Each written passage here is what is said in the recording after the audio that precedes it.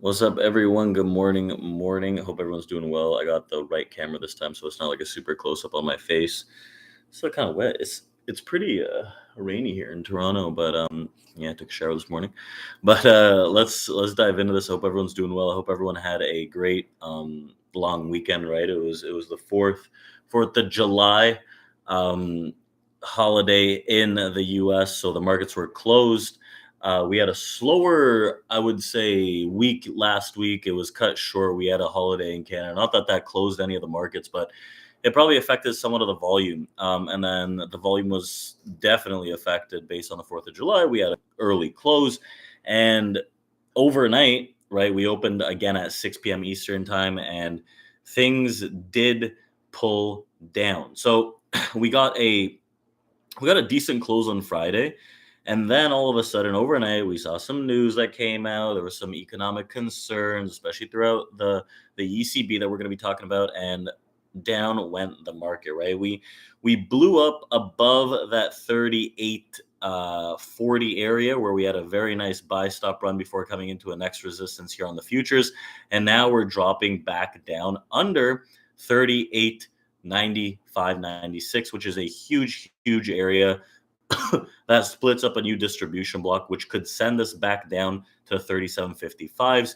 And ultimately, we're going to see what happens at that low 40 area before we get maybe some buyers checking in. But a lot of this was based on some of the news, right? We talked about, last week how the half year mark ended, right? The growth was really slow. Naturally, GDP numbers coming out negative. We have earnings to consider, which are coming out towards the end of they've already started coming out, but the ones that we're really concerned about, which are the big mega cap tech earnings, are coming out towards the end of this month, which already have anticipated to have slower growth and slower forward guidance projections. So we'll see what we get, but there is still talk about here, let me see. So overnight, right, one of the main news events, before I start talking about like in the US and like all that Fed stuff, we did have trouble brewing. We saw that the euro actually hit its lowest level against the dollar since 2002. And we're seeing overall traders and investors in the Eurozone look for hiking rates in the ECB to see if they'll be able to pull off. Again, it's a very similar concept to that of the Fed, where are they going to be able to engineer the monetary policy such as they could evade a recession or a softer landing, which is probably not going to be the case realistically. We're seeing there's continuous growing fears of a recession in the ECB as they're hiking. It's a very similar story to what we've seen in the US with the Fed. And we've also seen that investors are piling into the US dollar in relation to the euro. We've seen the US dollar actually up 9% against the euro since the start of the year, which has been a half a year now. So it's a pretty big move there. So the bigger picture here, the question is, how will the ECB deal with the potential widening of spreads, and is set to come increasingly to the fore as they almost certainly embark on their first rate hike cycle in over a decade this month. So this is what Jim Reed from Deutsche said. And yesterday, we heard some further comments from the ECB officials on the hike cycle, with Estonia's Mueller pushing back against the calls from others to start 50 basis points, saying that it's appropriate to begin with 25 in July and then move to 50 in September as they've signaled. Now, again, we've seen already like things got shaken up in Italy with the Italian bond market, and they're taking precautions and they're taking steps to kind of combat that.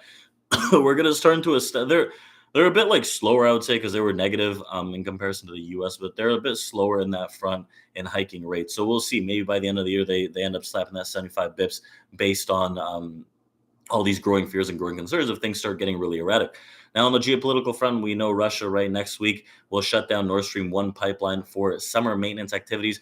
But many regulators and analysts fear that the EU's geez, I don't know what's going on with me. It's been a week now. Apologies. The EU's biggest piece of gas import infrastructure won't be turned back on. So we've seen that a lot of shares in Germany related to this, like Uniper, have dropped about 30% right on Monday following these reports. And there's those growing concerns as well, right, on an economic front. Yeah, the summer might not be that detrimental for a lot of this gas, but we've seen a lot of travel hike up in the winter. Once that season starts rolling out, we're going to see what these shock waves really carry at that point. Another thing to consider is the U.S., right, with the Fed.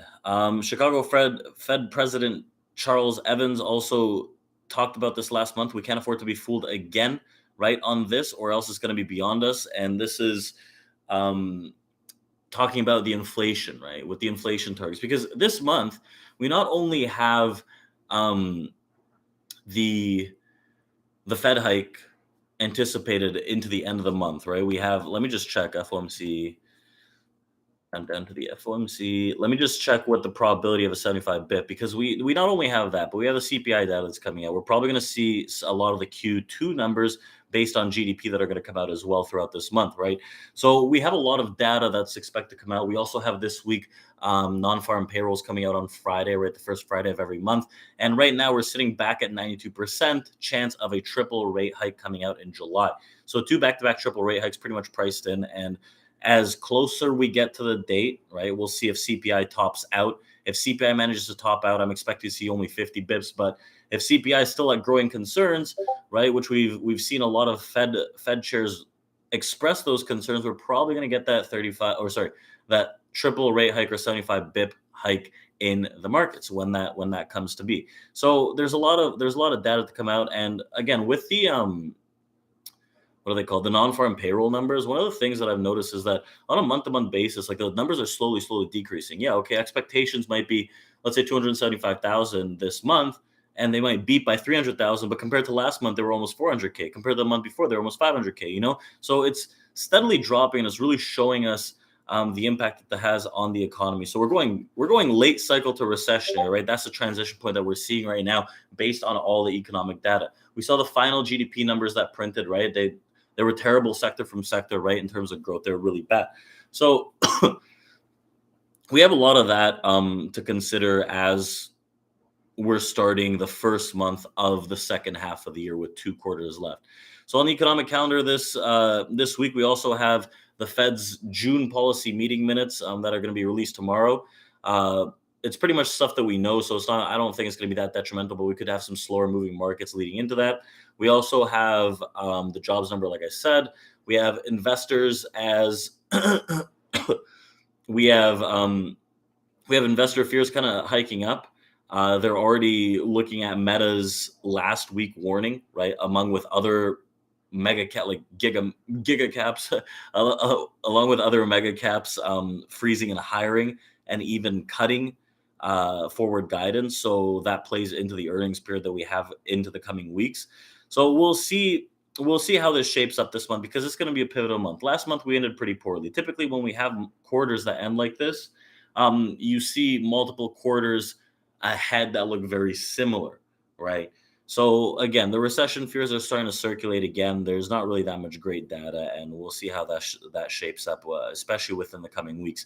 So right now, markets been taking a beat down. We're down like 80 points from the highs overnight on the futures. I'm really looking at that 95, 96 area. That's going to be a key area. We're well below it right now, but the next level to the downside I'm going to be watching is around 55, 37.55 on the futures, and then the 42s. You take over the 42s, we really drop through a distribution block, and there's very limited volume to the downside, which could take us down to the 37.08s, and then that becomes its own little distribution block. So the best case for the bulls, we close above 38.40 today or tomorrow, right? That's really what's going to propel this thing. Otherwise, it's going to be very difficult to look for the upside.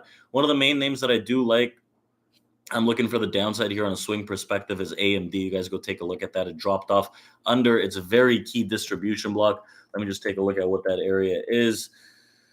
Last week we opened that swing in around that like 74, like 40 or so. We dropped under that, and now it's pulling down a little more. So we're gonna see how that shapes up. There's very little support until we see that like 60 area. So keep that in mind in terms of individual names. I'm also not long any long-term stuff just yet.